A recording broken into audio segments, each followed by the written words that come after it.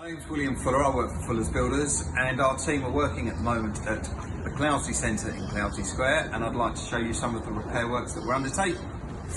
Just here you can see that our team are preparing some new catch pits that will collect the water. We're going to line these in lead.